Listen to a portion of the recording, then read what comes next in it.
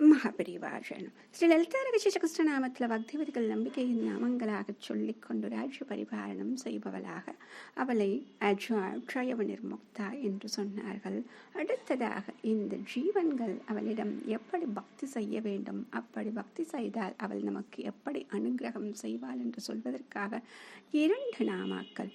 ஓம் முக்தாயே நமஹ, ஓம் க்ஷிப்ரப்ரசாதின்யை நமஹ.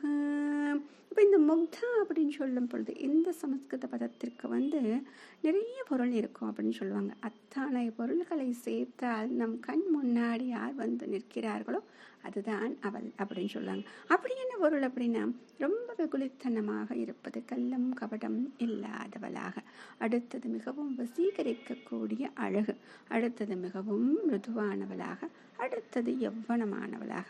இது அனைத்தையும் சேர்த்து கண்மூடி பார்த்தால் நம் கண் முன்னே என்னங்க தெரியும்? அழகாக லட்சணமான ஒரு குழந்தையின் ரூபம் நமக்கு தெரியும். எதற்காக இங்கு குழந்தை என்று சொல்கிறார்கள் என்றால், எப்படி நாம் அம்பிகையை பார்க்க வேண்டும் என்றால், நாம் என்ன நினைக்கிறோம், இறைவன் என்று சொன்ன உடனேயே, அம்பிகை என்று சொன்ன உடனே இன்னும் நமக்கு பல ரூபங்கள் நம்ம பார்க்கிறோம். அதற்கு பல புராணங்களில் பல கதைகள். ஆக எப்பொழுதுமே துஷ்டர்களை சம்ஹாரம் செய்யத்தானே அவள் வருகிறாள். அப்ப அந்த பயம் நம்மிடம் இருந்து கொண்டே இருக்கிறது. மிகவும் நெருங்க முடியாத தூரத்திலேயே தான் நாம் இருந்து கொண்டிருக்கிறோம். அப்ப அவளை நாம் நெருங்க வேண்டும் என்றால் அவள் எப்படி இருக்கிறாள் என்று சொல்வதற்கு இதைவிட உதாரணம் சொல்லவே முடியாது. ஒரு குழந்தையை போல்தான் அவள் இருக்கிறாள். ஆக அந்த பாவனையில் நாம் அம்பாளை இங்கே பார்க்கிறோம்.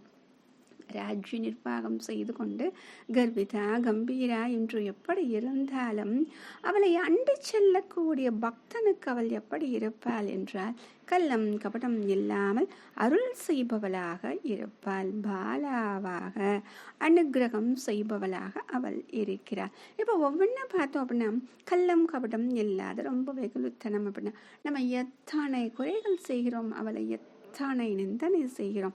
அத்தனை செய்தாலும் ஒரு முறை தாயே என்று அம்மா என்று அழைத்து விட்டால் போதும் அத்தனையும் மறந்து விடுவாள். இது யாருக்கு இருக்கும் அப்படின்னா, ஒரு சிறு குழந்தைக்குத்தான். அந்த குழந்தை தான் அத்தனையும் மறந்து விடுமா. அப்ப அடுத்தது வசீகரிக்கக்கூடிய அழகு யாருக்கு இருக்கும் அப்படின்னா, எத்தனை நாம் ஒப்பனைகள் செய்து கொண்டாலும் ஒரு குழந்தையின் வசீகரிக்கக்கூடிய அந்த அழகை நம்மால் தர முடியாது. எப்படி இருந்தாலும் ஒரு குழந்தை மிகவும் வசீகரமாக நமக்கு இருக்கும். அதுபோல மிகவும் மிருதுவானவளாக இருப்பாள். அது சொல்லணும் அப்படின்னா கண்டிப்பா குழந்தையைத்தான் சொல்ல முடியும். அந்த மிருதுவான அந்த தன்மை இவளுக்கு உண்டு.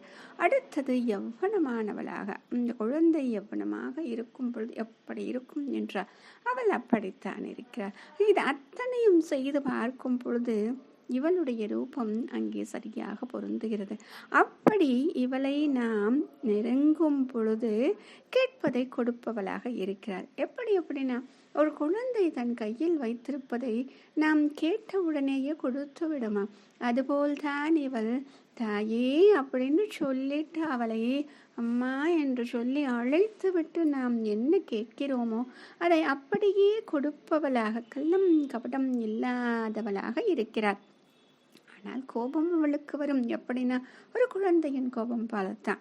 குழந்தை கோபித்து கொள்ளும், அடுத்த க்ஷணமே அதை மறந்துவிடும். அதுபோலத்தான் அந்த விளையாட்டாக கோபித்துக் கொள்வார். அந்த கோபமும் க்ஷணத்தில் காணாமல் போய்விடும். அப்படிங்கிறதுக்கு தான் க்ஷிப்ரப்ரசாதினின்னு சொன்னாங்க. ஆக உடனே அருள் புரிபவளாக இருக்கிறாள். கோபப்பட்டாலும் அருள் புரிபவளாக இருக்கிறாள் அப்படின்னு சொல்றாங்க. இப்ப பெரிய ராஜ்ய அதிகாரம் உடையவளாக இருக்கிறாள். அவளை நம்ம என்ன பண்றோம் அப்படின்னா, குழந்தையாக பாவித்து பக்தி செய்து அவள் அருகே செல்லும் பொழுது அவளும் குழந்தையாக உடனே அருள் புரிபவளாக இருக்கிறாள். அதனால தான் முதல்ல சொல்லும் பொழுது லீலா விக்கிரகதாரிணின்னு சொல்லி பல பல ரூபங்களை எடுக்கிறாள் அப்படின்னு சொன்னோம் இல்லையா. அப்படித்தான் இங்கே தாயாராக குழந்தையாக பல ரூபங்களை அவள் எடுத்து நமக்கு அனுகிரகம் செய்கிறாள். மகாபெரியவா சரணம்.